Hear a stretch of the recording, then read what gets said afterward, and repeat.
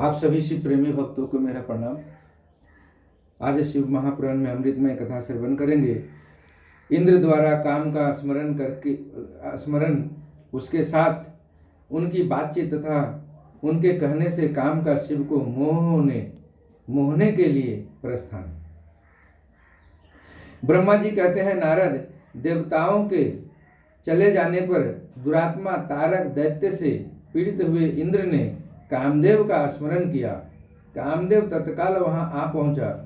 तब इंद्र ने मित्रता का धर्म बतलाते हुए काम से कहा, मित्र, कालवशात मुझ पर असाध्य दुख आ पड़ा है, उसे तुम्हारे बिना कोई भी दूर नहीं कर सकता। दाता की परीक्षा दुर्भिक्ष में, शूरवीर की परीक्षा रणभूमि में, अमित्र की परीक्षा आपत्ति काल में तथा स्त्रियों की कुल की परीक्षा पति के असमर्थ हो जाने पर होती है। तात संकट पड़ने पर विनय की परीक्षा होती है और प्रोक्ष में सत्य एवं उत्तम स्नेह की, अन्यथा नहीं।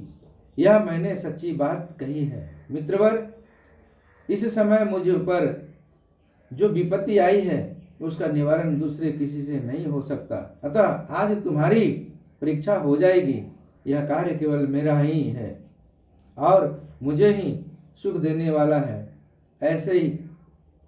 ऐसी बात नहीं, अपितु यह समस्त देवता आदि का कार्य है, इसमें संशय नहीं है।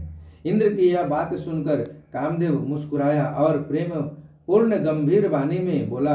काम ने कहा, देवराज, आप ऐसी बात क्यों कहते हैं? मैं आपको उत्तर नहीं दे रहा हूँ, आवश्यक निवेदन मात्र कर रहा हूँ।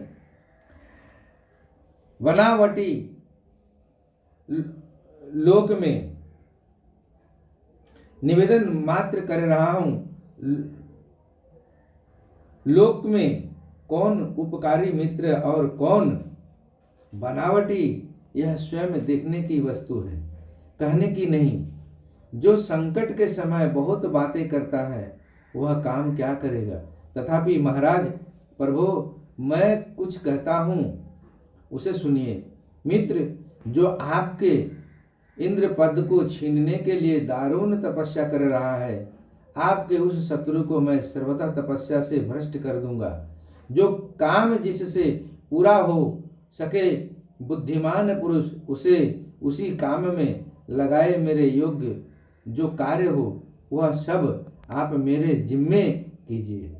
ब्रह्मा जी कहते हैं, कामदेव का यह कथन सुनकर इंद्र बड़े प्रसन्न हुए। वे कामनियों को सुख देने वाले काम को प्रणाम करके उससे इस प्रकार बोले। इंद्र ने कहा, तात, मनोभव, मैंने अपने मन में जिस कार्य को पूर्ण करने का उद्देश्य रखा है उसे सिद्ध करने में केवल तुम ही समर्थ हो।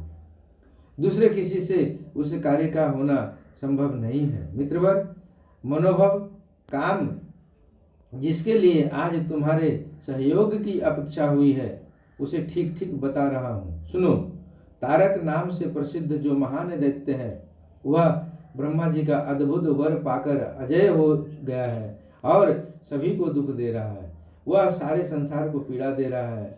उसके द्वारा बारंबार धर्म का नाश हुआ है।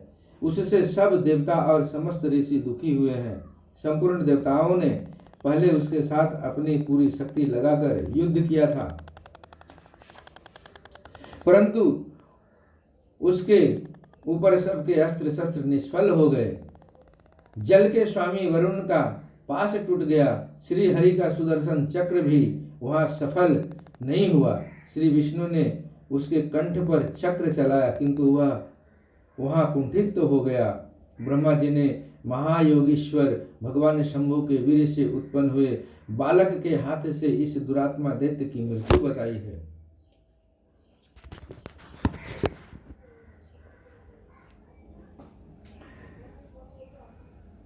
ब्रह्मा जी ने महायोगीश्वर भगवान शंभु के वीर से उत्पन्न हुए बालक के हाथ से इस दुरात्मा दैत्य की मृत्यु बताई है। यह कार्य तुम्हें अच्छी तरह और प्रयत्न पूर्वक करना है। मित्रवर, उसके हो जाने से हम देवताओं को बड़ा सुख मिलेगा। भगवान शंभु गिरिराज हिमालय पर उत्तम तपस्या में लगे हैं।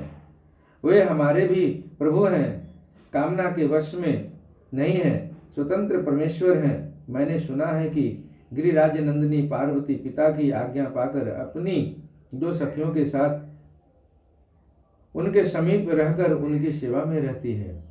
उनका यह प्रयत्न महादेव जी को पति रूप में प्राप्त करने के लिए ही है, परंतु भगवान शिव अपने मन को संयम नियम से बस में रखते हैं।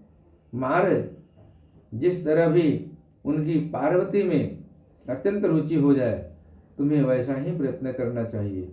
यही कार्य करके तुम कृतार्थ हो जाओगे और हमारा सारा दुख नष्ट हो जाएगा। इतना ही नहीं, लोक में तुम्हारा अस्थायी प्रताप फैल जाएगा। ब्रह्मा जी कहते हैं, नारद इंद्र के ऐसा कहने पर कामदेव का मुखारबिंद प्रसन्नता से खिल उठा। उसने देवराज से प्रेम पूर्वक कहा, मैं इस कार्य को करूंगा, इसमें संशय नहीं है। ऐसा कहकर शिव की माया से मोहित हुए काम ने उस कार्य के लिए स्वीकृति दे दी और शीघ्र ही उसका भार ले लिया। वह अपनी पत्नी रति और बसंत को साथ ले बड़ी प्रसन्नता के साथ उस स्थान पर गया जहाँ साक्षात योगेश्वर शिव उत्तम तपस्या कर रहे थे। आज की कथा यही अपने गुरु महादेव के चरणों में विराम करता हूँ। आगे की कथा अगले अध्याय में, अगले वीडियो में सुनेंगे।